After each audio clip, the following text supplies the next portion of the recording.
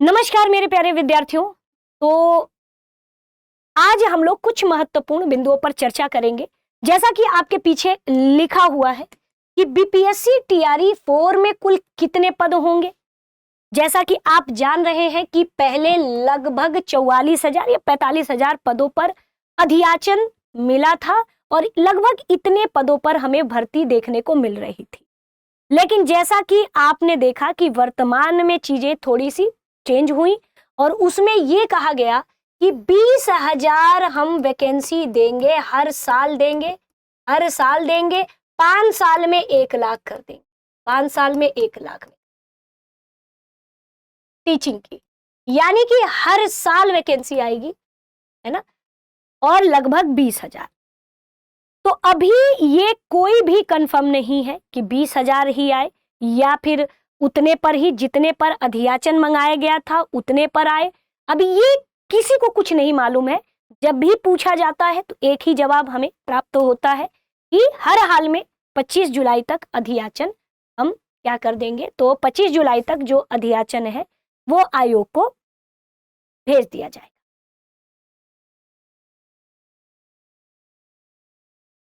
अब तक जो पिछला 1 साल से अधियाचन, फिर वो अधियाचन क्या था, अब ये बात समझ नहीं है। अब दूसरी चीज, तो कुल पदों को लेकर के अभी भी संशय है और ये चर्चा का इसलिए विषय बना है कि अभी सदन में ही जब पूछा गया तो उसमें यह था कि 25 जुलाई तक अधियाचन मिल जाएगा, मतलब भेज दिया जाएगा आयोग को। 25 जुलाई तक अधियाचन भेज दिया जाएगा। और यदि 25 जुलाई को भेजा जाएगा तो क्या, और इनका यह है कि अगस्त तक नोटिफिकेशन आ जाए। कितनी सच्चाई है इसमें।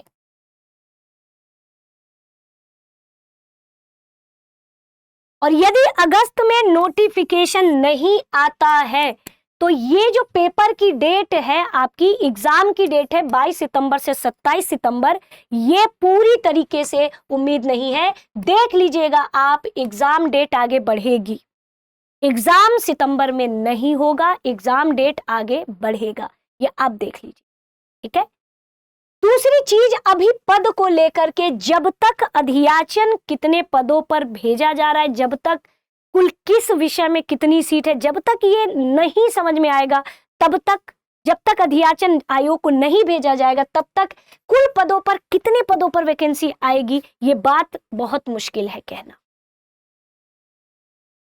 बाकी तो 1 साल से हमें समझ नहीं आता, 1 साल से जो उतने पदों पर अधियाचन था वो क्या था आखिर।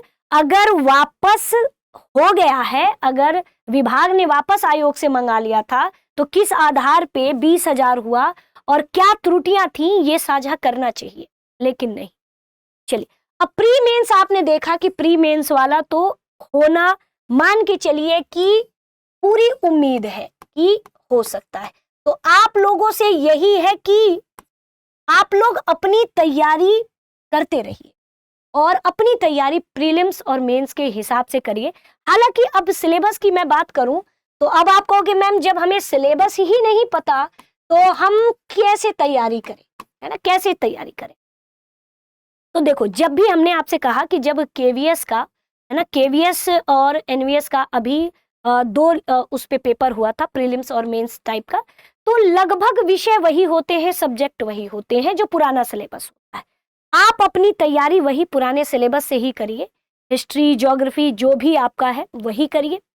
ये मैं बार बार कह रही हूं कि जो आपका कॉमन पेपर वाला पोर्शन है निश्चित तौर पे वैसा ही पूरा प्रीलिम्स में एक पेपर आएगा और आपका जो अपना सब्जेक्ट स्पेसिफिक है वो आपको मेंस में देना, ये पूरी उम्मीद है। लेकिन अभी मैं 100% श्योर नहीं हूं, लेकिन आप इसी तरीके से, इसी आधार पे अपनी तैयारी करते रहिए। तो ये तो प्रीलिम्स मेंस है। एग्जाम डेट मैंने कहा कि ये पूरी उम्मीद है कि इस डेट पर नहीं होगी परीक्षा। कहने से कुछ नहीं होता है कि विद्यार्थी तैयार करते रहें, सितंबर में परीक्षा निर्धारित समय पर होगी, इतना आसान नहीं होता है। अभी अभी अभी बीपीएससी जो है प्रीलिम्स का पेपर था 26 जुलाई को, निरस्त हो गया, डेट आगे बढ़ गई। अब डेट अभी कब है अभी ये नहीं पता। तो ये पूरी तरह से है कि एग्जाम डेट ये सितंबर में तो उम्मीद ही नहीं है, वो भी टीआरई जैसे एग्जाम जहां पे इतनी ज्यादा संख्या में बच्चे जो है पेपर देंगे। तो अभी कितने पद पे आनी है सदन में बोल देना कि 25 जुलाई तक अध्याचन, और अभी जुलाई खत्म हुआ है क्या, तो अब देखना है कि अब जुलाई में आज कितनी तारीख है। अब आप लोग कमेंट करके जरूर बताइएगा आज कितनी तारीख है और आज से कितना दिन बचा है। तो वाकई में 25 जुलाई मुश्किल से कुछ ही दिन है और उसमें हम लोग देख लेंगे कि अध्याचन कितना है, क्या है। और अध्याचन है तो इनका यह भी है कि अगस्त में आ जाएगा, लेकिन हमें पूरी उम्मीद कम लग रही। लेकिन अब देखना है अगर अध्याचन मिल जाता है, अगर अध्याचन वाकई में 25 जुलाई तक मिल जाता है आयोग को, तो यह है कि अगस्त में नोटिफिकेशन आपका आ जाए। अब लेकिन डिपेंड करता है अध्याचन का, ठीक है। तो ये था स्टूडेंट्स, बाकी तो हम लोग फिर ऐसे ही मनोबल अपना कमजोर नहीं करना है। मैं बार बार कह रही हूं, आप अपना मनोबल डाउन मत करिए, अपनी तैयारी करते रहिए, है ना, क्योंकि पेपर में तो आज न कल 2 दिन लेट से ही बैठना तो है ही। और यदि ये मौका हाथ से निकला तो मान के चलिए कि फिर इसी तरह लंबा इंतजार करना पड़ सकता है। तो मैं तो हर विद्यार्थी से यही कहूंगी, आप अपनी तैयारी को ईमानदारी से करिए, है ना, ईमानदारी से बार बार अपने सिलेबस को दोहराइए। बाकी इसी तरह दृष्टि टीचिंग एग्जाम यूट्यूब चैनल से जुड़े रहिए। आप सभी का तहे दिल से धन्यवाद।